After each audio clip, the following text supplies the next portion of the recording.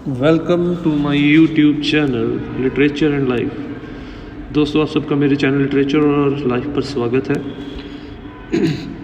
आज इस वीडियो में मैं आप के लिए लेके आया हूँ जेपी दास जगन्नाथ प्रसाद द्वारा लिखी गई पोइम कालाहांडी की डिटेल्ड एक्सप्लेनेशन एंड समरी। इससे पहले कि हम लोग अपने मेन टॉपिक की तरफ बढ़ें, थोड़ा सा हम लोग जगन्नाथ प्रसाद दास के बारे में जान लें। Jagannath Prasad Das is an Indo-Canadian educational psychologist and internationally recognized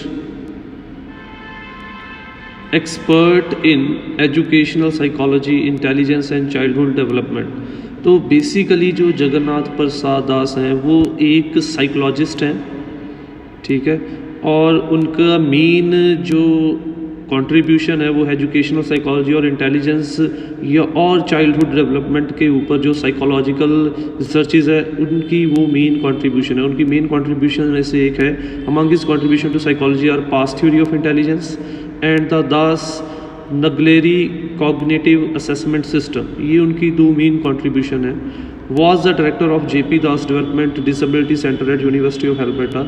उन्होंने बतौर डायरेक्टर यूनिवर्सिटी ऑफ एल्बर्टा में काम भी किया है, जहाँ पे उन्होंने JP Das development disability centre में बतौर डायरेक्टर भी काम किया यूनिवर्सिटी ऑफ एल्बर्टा में। ही फॉर्मली रिटायर्ड इन 1996 में उनकी वहाँ पे रिटायरमेंट हुई और बाद में उन्होंने emeritus director of centre on development and learning disabilities and emeritus professor of educational psychology at university of Alberta. फिर यूनिवर्सिटी ऑफ एल्बर्टा में उन्होंने इन दो पदों के ऊपर कार्यकाल किया। He is member of royal society of Canada. उनको रॉयल सोसाइटी ऑफ कनाडा का मेंबर बनने का भी मान सम्मान मिला हुआ है। Was inducted into the order of Canada and has N honorary doctorate degree from university of Vigo in Spain. और उनकी बड़ी कॉन्ट्रीब्यूशंस के कारण उनको ऑनरेरी पीएचडी की डिग्री के साथ भी सम्मानित किया गया यूनिवर्सिटी ऑफ विगो स्पेन के द्वारा। तो ये थी हमारी एक ब्रीफ सी डिस्क्रिप्शन जेपी दास के बारे में। Now let's move on to our main topic, that is Jagannath Prasad Das poem Kalahandi. इससे पहले कि मैं पोइम को स्टार्ट करूं, मैं आप लोगों को बताना चाहता हूं कि हम लोगों को पता होना चाहिए कि पोइम की बैकग्राउंड क्या है और किस तरीके से पोइम आज के टाइम के साथ रिलेट होती है।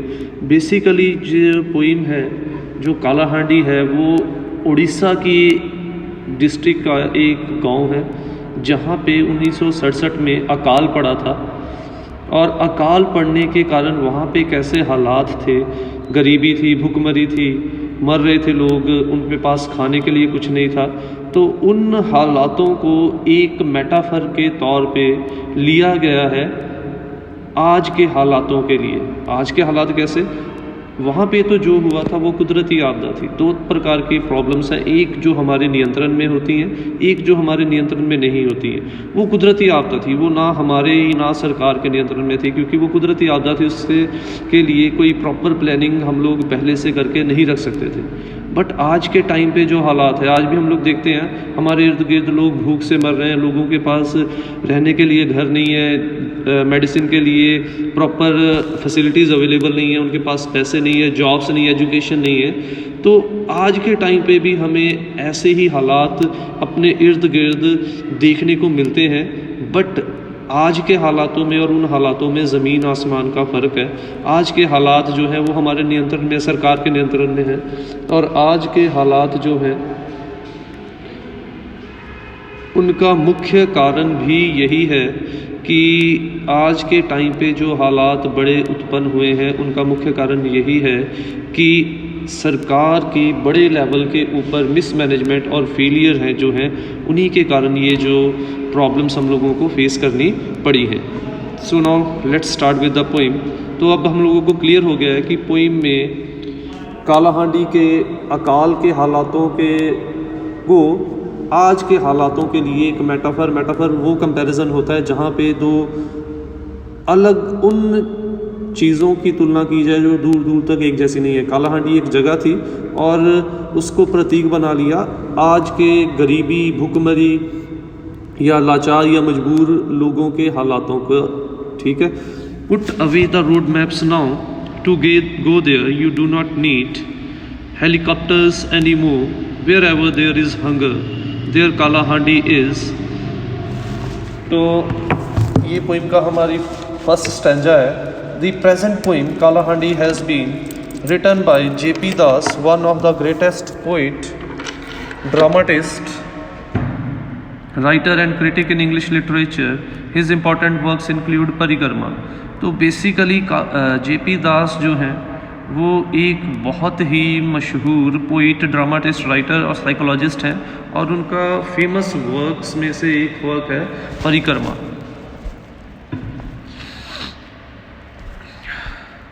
In this poem, the poet has presented the merciful condition of poverty, starvation and misery. In fact, the poet has used Kalahandi as a metaphor for the suffering of the people in modern India. इस poem में poet ने लोगों के तरस योग हालातों को, गरीबी को, भुखमरी को और लाचारता को या मजबूरी को व्यक्त किया है। और ये कहना भी गलत नहीं होगा, यहाँ पे पोइट ने कालाहांडी को एक प्रतीक यूज़ किया है आज के टाइम पर लोगों के दुख दर्द को, लोगों की गरीबी को, भुखमरी को और ऐसे हालातों को व्यक्त करने के लिए। In these lines the poet says that no road maps and helicopters are needed to go to Kalahandi. तो पोइट अब कह रहा है, वो कह रहा है कि जब कालाहांडी में अकाल पड़ा था तो तब हमारे पॉलिटिकल लीडर्स या हमारे मीडिया वर्कर्स को वहाँ जाने के लिए रोड्स या फिर हमारे पॉलिटिकल लीडर्स को वहाँ जाने के लिए हेलीकॉप्टर्स की ज़रूरत पड़ती थी, वहाँ पे जाके वहाँ के हालातों का जायज़ा लेने के लिए। बट अब वो कह रहा है कि आज के टाइम पे हमें कालाहांडी जाने के लिए ऐसे किसी चीज़ की ज़रूरत नहीं है। क्यों ज़रूरत नहीं है वो आगे जाके क्लियर हो जाएगा। Hunger and starvation are the hallmarks of Kalahandi. वो कहता है कि भुखमरी, भूख से मरना, ये कालाहांडी के दो प्रतीक बन चुके थे। कि कालाहांडी में जो अकाल के कारण हुआ, वहाँ पे सबसे ज़्यादा जो हालात तरसयोग थे वो थे भुखमरी के कारण। और इसीलिए the poet means to say that very name Kalahandi has become synonymous with hunger, poverty, starvation and misery. और दूसरे शब्दों में ये कहा जाए तो गलत नहीं है कि यहाँ पे पोइट ने कालाहांडी को भूखमरी, गरीबी और लाचारता का समानार्थक बना दिया है। यहाँ पे उसने कालाहांडी को आज के टाइम पे भुखमरी, गरीबी या लाचारता के हालातों को व्यक्त करने का एक प्रतीक बनाया। इसीलिए वो कह रहा है कि आज के टाइम पे अगर हम लोगों को ऐसे हालात देखने हैं तो हमें कालाहांडी जाने की ज़रूरत नहीं है। हम लोगों को आसपास ही ऐसे हालात दिख जाएंगे जहाँ पे लोग भुखमरी, गरीबी से मर रहे हैं, और वहीं पे हमें कालाहांडी जैसे हालात महसूस हो जाएंगे। In other word we can say that in this line the poet has clearly used Kalahandi as a metaphor for poverty, starvation and misery. तो ये क्लियर हो जाता है कि इन पंक्तियों में, इन लाइंस में पोइट ने कालाहांडी को गरीबी, भुखमरी और लाचारता का एक प्रतीक के तौर पे पेश किया है। The poet here clearly wants to relate the condition of the modern day India and the world with the condition of Kalahandi when famine struck there. यहाँ पे पोइट सीधे तौर पे भारतवर्ष के आज के गरीबी, भुखमरी और दुख भरे हालातों का तुलना की है कालाहांडी के उन हालातों के साथ जब कालाहांडी में अकाल पड़ा था। However, the poet clearly indicates that what happened in Kalahandi was a natural calamity and beyond the control of government and human beings.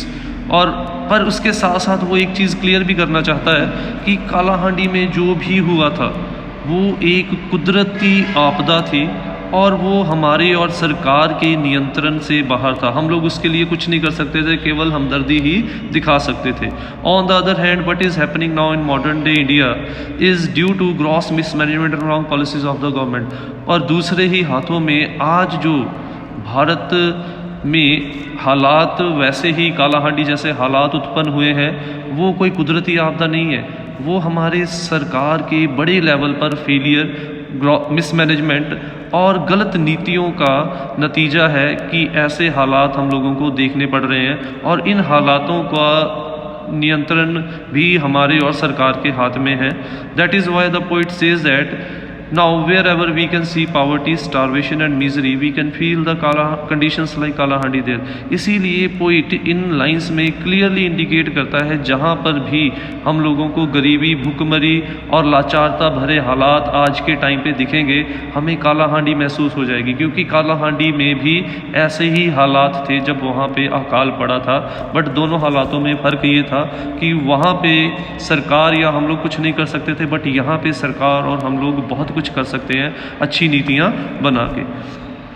Coming on to our next stanza, the god of rain turned away his face, there was not one green leaf left on the trees for supper, the whole village a graveyard, cracked ground, drab river sand, all the plans failed, the poverty line receded further।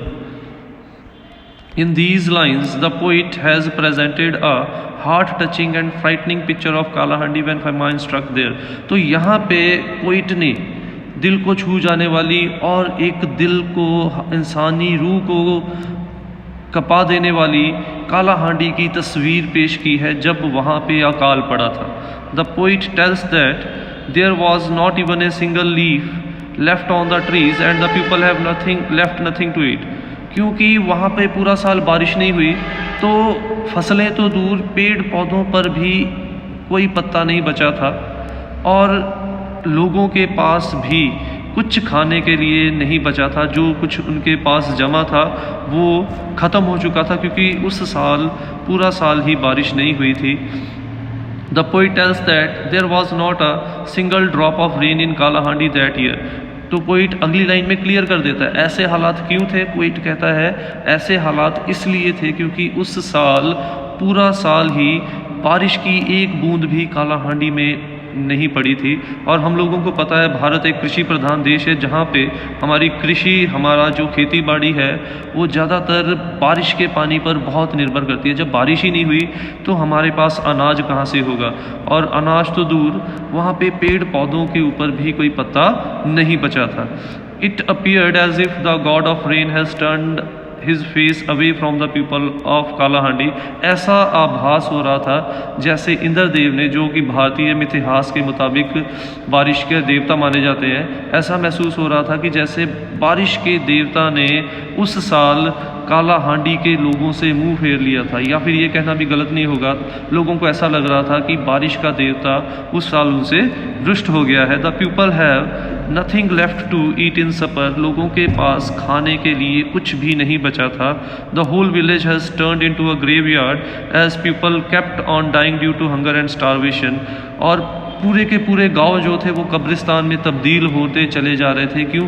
क्योंकि लोगों के पास खाने के लिए कुछ बचा नहीं था, इसीलिए लोग बीमारी और भूखमरी से मरते चले जा रहे थे। The grounds cracked due to absence of rain.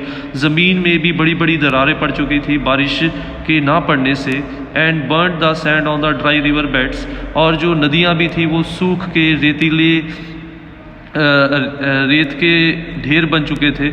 All the plans to help the people have failed. सरकार ने जो भी नीतियाँ बनाई थी लोगों के विकास के लिए, इस कुदरती आपदा के कारण वो सारी की सारी जो नीतियाँ थी वो एक बड़ा फेलियर साबित होती हैं। The poet tells that the conditions worsened so much that the poor become further poor. और इन हालातों का नतीजा ये हुआ, सरकार की नीति थी कि गरीबी की रेखा से नीचे रहने वाले लोगों का लेवल ऑफ लिविंग जो है वो ऊपर लेके जाया जाएगा। बट हालात ऐसे हो गए कुदरती आपदा के कारण कि लोगों जो है वो और गरीब होते चले गए। So we can see that the poet has presented a very heart touching and miserable picture of Kalahandi during famine. तो हम लोग देख सकते हैं कि कितने दिल को छू जाने वाली और तरसयोग तस्वीर जो है पोइट ने कालाहांडी की पेश की है इस स्टैंजा के अंदर, जब वहाँ पे अकाल पड़ा था। और मैं बार बार यही कह रहा हूँ कि वहाँ पे जो हुआ था वो सरकार और हमारे नियंत्रण में नहीं था, क्योंकि वो एक कुदरती आपदा थी। उसके लिए हम लोग कोई प्रॉपर प्लानिंग नहीं कर सकते हैं। Coming on to our stanza number 3, wherever you look there is Kalahandi, in the sunken eyes of living skeletons, in rags which do not cover the frail body, in the utensils of pond for food, in the crumbling huts with unthatched roofs, in the exclusive property of having on to earthen pots. In these lines the poet presents a very grim picture of the famine. इस stanza में भी poet ने बहुत ही दुख भरी तस्वीर पेश की है काला हांडी में लोगों के कैसे हालात थे, और वैसे ही हालात जहाँ पे वो काला हांडी के हालातों को बता रहा है वहीं पे वो ये भी कह रहा है आज के टाइम पे भी हम लोगों को जहाँ पे ऐसे हालात दिखेंगे हमें काला हांडी जैसे हालात महसूस होने लग जाएंगे. In these lines, the name Kala Handi has been used as a metaphor for the horrors of famine and poverty. यहाँ पे काला हांडी को एक मेटाफर के तौर पे पेश किया गया है उस डर, उस गरीबी, उस आतंक को दिखाने के लिए जो अकाल और गरीबी अपने साथ लेके आते हैं. The famine has reduced the people of Kalahandi to mere skeleton with sunken eyes due to starvation and hunger. तो वो कह रहा है कि काला हांडी में इंसान नहीं बल्कि एक जीते जागते कंकाल बन चुके थे. क्योंकि उनका जो मांस था, खाना ना मिलने के कारण मांस जो था वो हड्डियों के साथ जुड़ चुका था. आंखें जो थी क्योंकि पूरा का पूरा मांस सिकुड़ चुका था और शरीर की आंखें जो थी वो ऐसा लग रहा था जैसे बॉडी से बाहर आ चुकी हैं. और ये सब कुछ इसलिए हो रहा था क्योंकि वहाँ पे बारिश नहीं हुई थी और लोग भूख से मर रहे थे, उनको खाने के लिए कुछ नहीं मिल रहा था, इसीलिए उनकी फिजिकल हेल्थ के ऊपर ऐसा असर पड़ रहा था. और पोइट वहीं पे ये भी कह रहा है, वो कह रहा है कि आज भी जहाँ पर हम लोगों के भूखमरी से ऐसे हालात दिखेंगे वहाँ पे भी हम लोगों को काला हांडी महसूस होगा. बट दोनों में फ़र्क ये है वो कुदरती आपदा के कारण था, ये हमारे और हमारी सरकार की गलत नीतियाँ और रॉन्ग पॉलिसीज़ के कारण है. They have become so much weak that it appear as if their rags can not cover their thin bodies. वो इतने ज़्यादा कमज़ोर हो चुके थे भूखमरी के कारण, ऐसा लग रहा था कि उनका शरीर जो है, उनका जो मांस है वो भी उनकी हड्डियों को अब कवर नहीं कर पाएगा. They have pound of their utensils for food. उनके पास जो खाना था वो भी बासी था और यहाँ तक कि उन्होंने अपनी हर चीज़ को बेच दिया था अपने खाने के लिए. और वैसे ही हालात आज भी हम लोग देख लेते हैं. जो लोग गरीबी रेखा से नीचे रहते हैं आज भी उनके पास कई दिनों का पुराना खाना वो खाने पर मजबूर हो जाते हैं.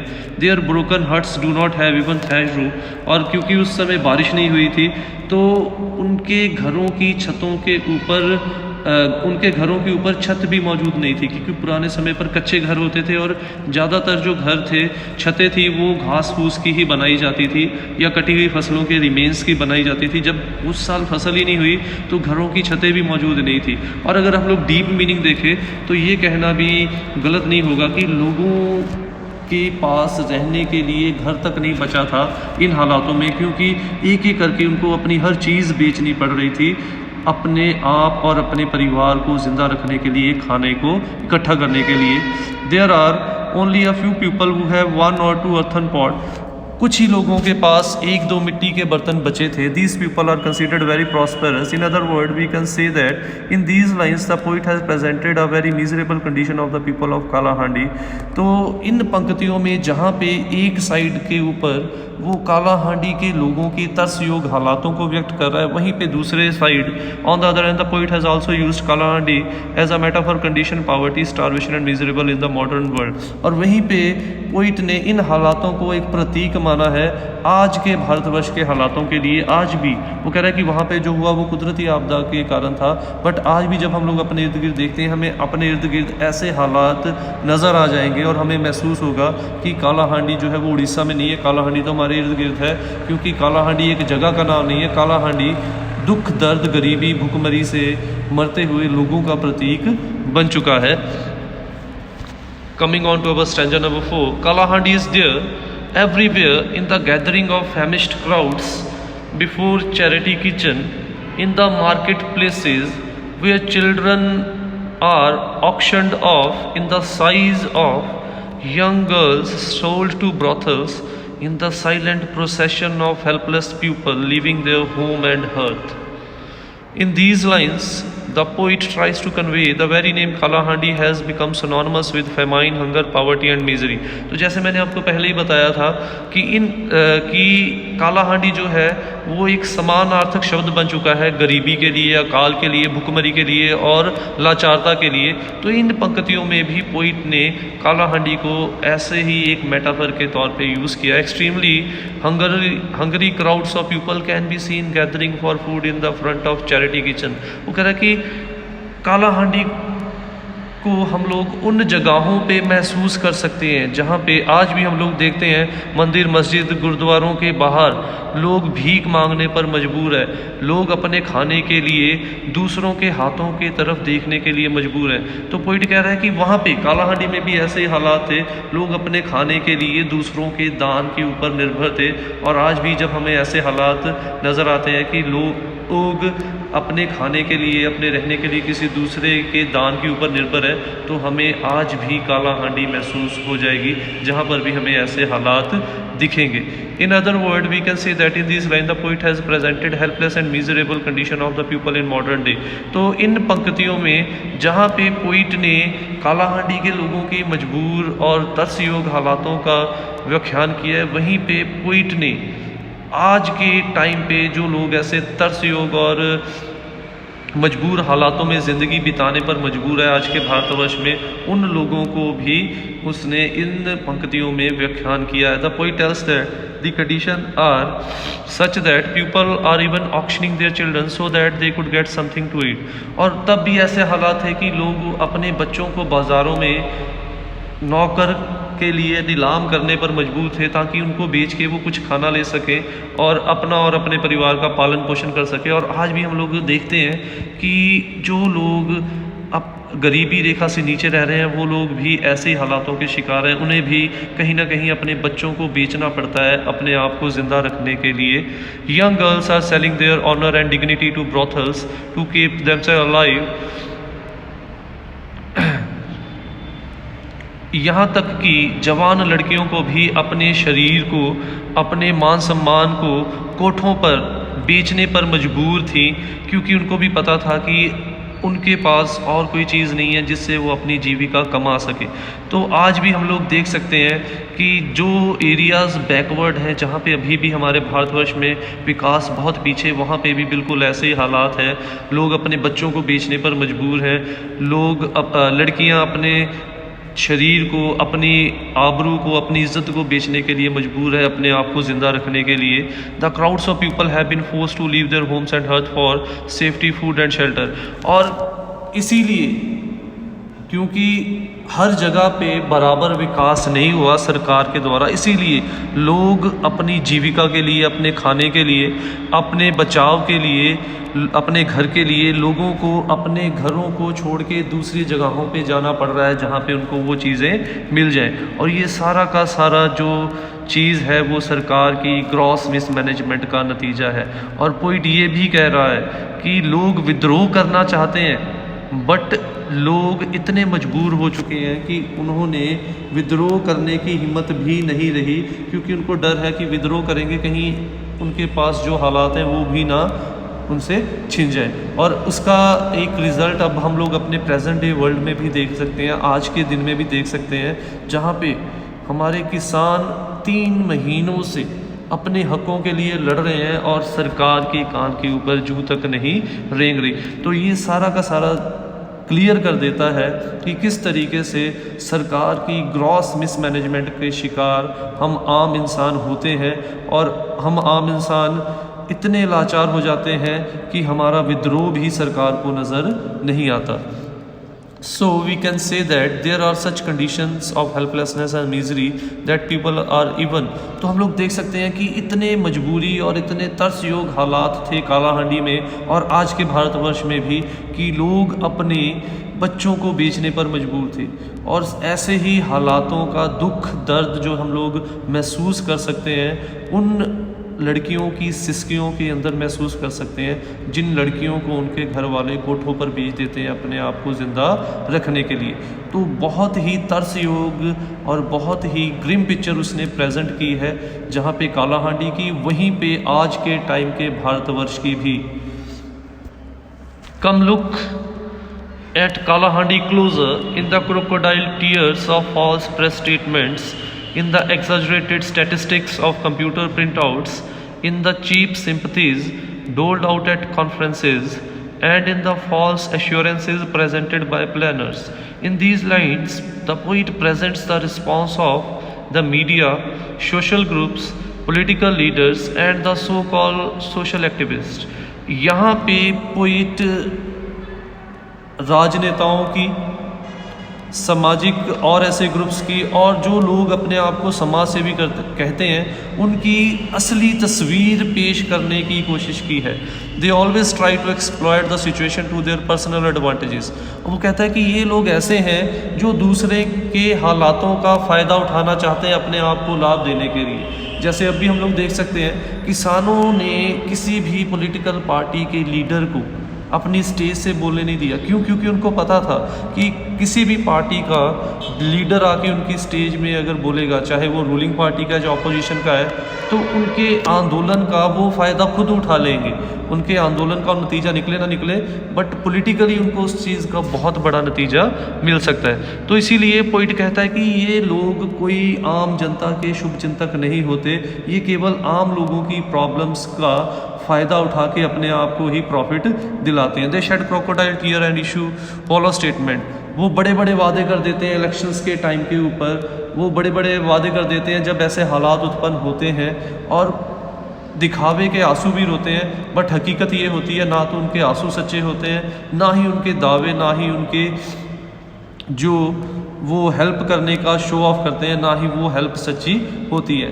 The make tall promises and hold high hopes. वो लोगों के सामने बड़े बड़े वादे करते हैं, जैसे इलेक्शंस में कह देते हैं हम आपको इतनी नौकरियां देंगे, हम आपको स्मार्टफोन्स देंगे। क्या वो चीज़ें मिल जाती हैं? नहीं, वो जाके मिलती हैं फिर इलेक्शंस के पास, ताकि उनको दोबारा पॉलिटिकली उस चीज़ का बेनिफिट हो सके।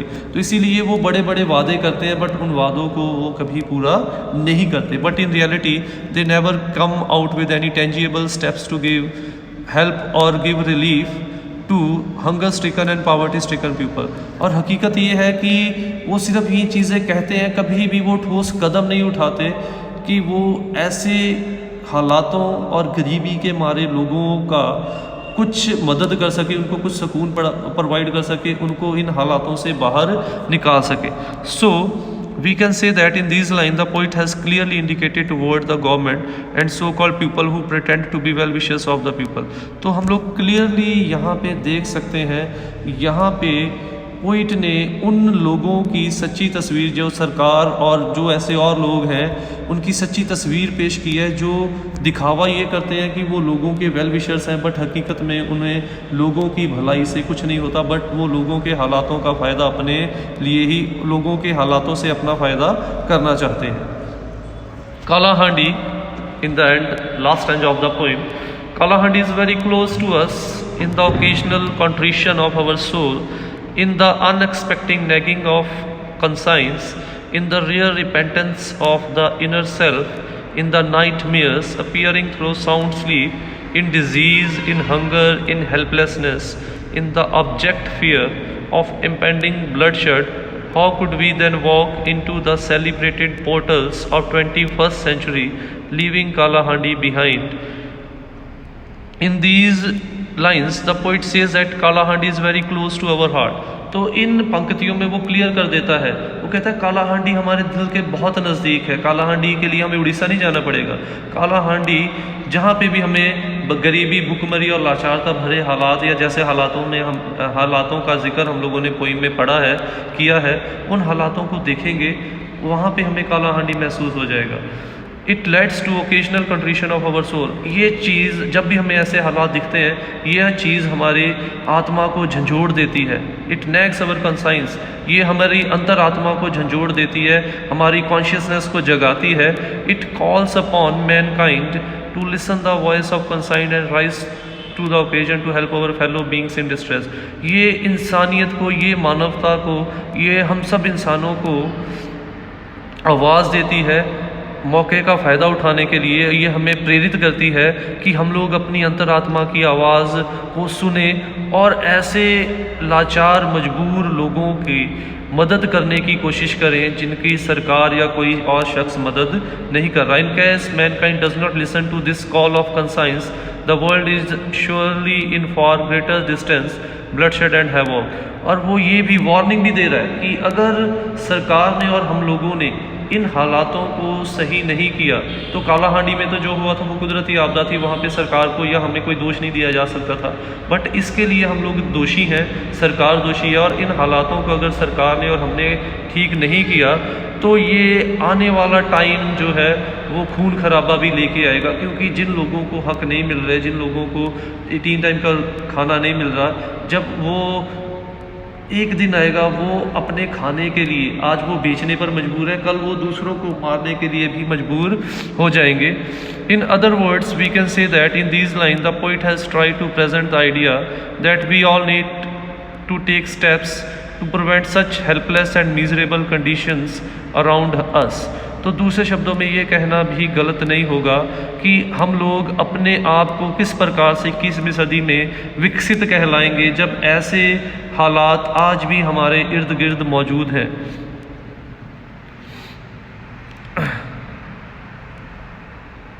और पोइट ये भी कह रहा है कि सरकार को और हमें कोशिश करनी पड़ेगी इन हालातों को रोकने की, otherwise that day is not far when people will start killing each other and that day our civilization will come to a disaster end. और वो ये भी वार्निंग दे रहा है कि अगर इन हालातों को ठीक नहीं किया गया तो वो दिन भी दूर नहीं है जब इंसान खाने के लिए, पैसे के लिए, अपने हकों के लिए एक दूसरे को मारना शुरू कर देगा और उस समय हमारी सभ्यता जो है एक दुखदायी अंत की तरफ बढ़ती चली जाएगी। So we can see that in these lines the poet has warned the mankind against these conditions and also pointed that we can not call ourselves developed unless and until such Kalahandi are present everywhere around us। तो इन पंक्तियों में, इन concluding lines में poet ने जहाँ पे हम लोगों को चेतावनी दी है वहीं पे सरकारों को भी चेतावनी दी है कि इन हालातों को अगर हम लोगों ने सही नहीं किया तो ये आने वाला कल हमारे लिए बहुत ख़तरनाक साबित हो सकता है। उसके साथ साथ अगर ऐसे हालात आज भी हमारे इर्द गिर्द मौजूद हैं तो तब तक, जब तक ऐसे हालात हमारे इर्द गिर्द ऐसे हालात मौजूद हैं तब तक हम लोग अपने आप को विकसित भी नहीं कहला सकते। So in the end, to conclude, we can say that the poet has presented the merciful and miserable condition of people of Kalahandi during the days of famine in a very heart-touching manner। तो हम लोग देख सकते हैं कि अकाल के दिनों की, जहाँ पे पोइट ने एक साइड के ऊपर अकाल के दिनों में कालाहांडी की एक बहुत ही दिल को छू जाने वाली तस्वीर पेश की है, वहीं पे the poet also present the pathetic picture of poverty stricken village in India. वहीं पे पोइट ने आज के टाइम पे गरीबी की मार में चपेट में आए गाँव या लोगों के हालातों का भी व्याख्यान किया। The title of the poem Kalahandi represent any place where poverty and drought are prevalent. तो यहाँ पे जो title of the poem, Kalahandi किसी जगह का नाम नहीं है, कालाहांडी उन हालातों का प्रतीक है जहाँ पे भी हमें भुखमरी, दुख दर्द या अकाल जैसे हालात देखने को मिलेंगे। Jagannath Prasad is the poet of the poem. A doubt rise in the mind of the poet as to who is the responsible for deplorable condition. और पोइट के माइंड में ये क्वेश्चन बार बार आता है कि लोगों के ऐसे हालातों के लिए कौन जिम्मेदार है। Each of us is partly as be part of the society. और वो ये भी कहता है कि जहाँ पे सरकार जिम्मेदार है वहीं पे हम सब लोग भी इन हालातों के लिए जिम्मेदार है, क्योंकि अल्टीमेटली सरकार को भी हमने ही नियुक्त किया है और अगर सरकार कुछ नहीं कर रही उसके लिए भी हम लोग दोषी हैं। और हम लोग क्यों वेट करें कि सरकार ही करे, हम लोग खुद भी उनकी हेल्प कर सकते हैं। Jagannath Prasad's poem Kalahandi deals with the plight of poor people in India. Kalahandi represents a place which is subjected to poverty and neglect। तो हम लोग ये देख सकते हैं कालाहांडी उस जगह के लिए प्रतीक मानी जा सकती है जहाँ पे भी गरीबी और सरकार ने वहाँ के लोगों को अनदेखा किया। It can be any place in India, ये कहीं भी किसी भी जगह पे हो सकती है। No road map or means of transport is required to witness Kalahandi. Wherever there is hunger and suffering there is Kalahandi. इसीलिए वो कहता है कि वहाँ पे जाने, कालाहांडी जाने के लिए हमें किसी रोड मैप या हेलीकॉप्टर की ज़रूरत नहीं है, बल्कि जहाँ पे भी हमें भुखमरी और दुख दर्द देखने को मिलेगा वहीं पे हमें कालाहांडी महसूस हो जाएगा। Kalahandi can be witnessed anywhere in India where suffering and problems remain. हमें कालाहांडी भारत में कहीं पे भी महसूस हो जाएगा जहाँ पे आज भी लोग दुख दर्दों में ज़िंदगी बिता रहे हैं, जहाँ पे लोगों का भी पूर्ण तरीके से विकास नहीं हुआ है। Problems abound in this village, the villages undergo untold hardships on account of poverty. ऐसे बहुत सारे अभी भी भारत में गांव हैं जहां पे गरीबी के कारण लोगों को बहुत ही मुश्किल ज़िंदगी जीने पर मजबूर हो रहे हैं। They suffer from drought condition. The people of village tend to switch over to unlawful activities such as crime, prostitution, sell children to escape from their financial difficulties and satisfy their hunger. और कई बार तो इन हालातों में लोग गैर कानूनी चीज़ें भी करते हैं, वो जुर्म भी करते हैं, चोरी भी करते हैं, डकैती भी करते हैं, और यहाँ तक कि वो इतने मजबूर हो जाते हैं अपने बच्चों और अपनी बेटियों को भी वो बेचने पर मजबूर हो जाते हैं, ताकि अपनी भूख को और अपने फाइनेंशियल कंडीशन को स्टेबल करने के लिए वो कोई ना कोई तो काम कर सके। काला हांडी सिग्निफाइज ए नेग्लेक्टेड प्लेस। तो ये कहना भी गलत नहीं होगा, काला हांडी उन जगहों का प्रतीक है जहाँ पे सरकार ने अभी तक विकास नहीं किया, या जहाँ जिन जगहों को अभी भी सरकार अनदेखा कर रही है। People of their village are deprived of basic amenities of food. Famine looms large there. We have a nightmarish appearance in the village. The hopelessness and suffering of people is beyond depiction. तो इस प्रकार से poet ये clear कर रहा है, जैसे भी जिन जगहों पे भी ऐसे हालात होंगे, उन हालातों को शब्दों में डिपिक्ट करना आसान नहीं होगा। हम लोग केवल उन लोगों से हमदर्दी व्यक्त कर सकते हैं, बट उन लोगों से, उन चीज़ों से हम लोग कभी महसूस नहीं कर सकते। ये थी हमारी आज की वीडियो, जिसमें हम लोगों ने देखा कि दो अलग अलग कंडीशंस को पोइट ने कंपेयर किया। एक अकाल की कंडीशन, उन कंडीशंस को आज के भारतवर्ष के हालातों का प्रतीक माना है, जहाँ पे आज के टाइम पे भूखमरी, गरीबी या लाचारता भरे हालात हैं।